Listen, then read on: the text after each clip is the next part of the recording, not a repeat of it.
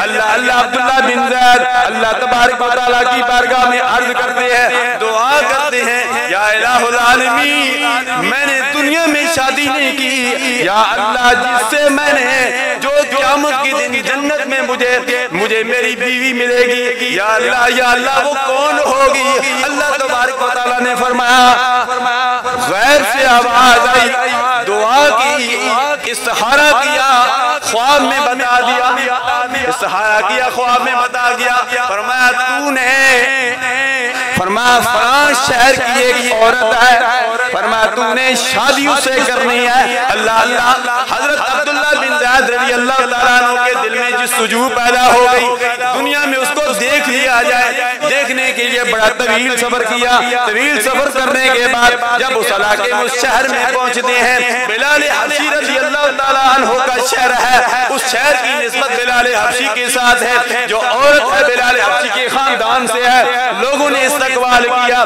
لوگوں نے کہا آپ کا کیسے آنا ہوا؟ فلاں عورت کا میں تلاش کر رہا ہوں جو جنت میں میری بیوی ہوگی۔ اللہ فرمایا وہ تو دیوانی ہے، وہ تو کسی سے بات نہیں کرتی، وہ تو بکریاں چراتی ہے، وہ تو جنگل میں چلی گئی ہے۔ اللہ عبداللہ بن زید جنگل میں جنت میں ہونے والی بیوی کو تلاش کرنے کے لیے جنگل میں پہنچتے ہیں، کیا دیکھتے ہیں جنت میں ان کی جنت میں ہونے والی بیوی بکریاں چرا رہی ہے، ایسے چرا رہی ہے کہ بکریاں چر رہی ہے، ساتھ مصلی بچھا ہوا ہے، رب ذوالجلال کی بارگاہ میں کھڑے نماز پڑھ رہی ہیں، نفل ادا کر رہی ہیں، بکریوں کے پاس شیر کھڑا ہے، اگر ایک بکری دائیں بائیں جاتی ہے شیر آ جاتا ہے، ان بکریوں کو اکٹھا کر لیتا ہے۔ اللہ اس مائی صاحبہ نے جب سلام پھیرا، فرمایا تو کدھر سے آ گیا؟ فرمایا تیرا وعدہ تھا میرے ساتھ، نکاح کا جنت میں تھا تو دنیا میں کیوں آ گیا؟ فرمایا دنیا میں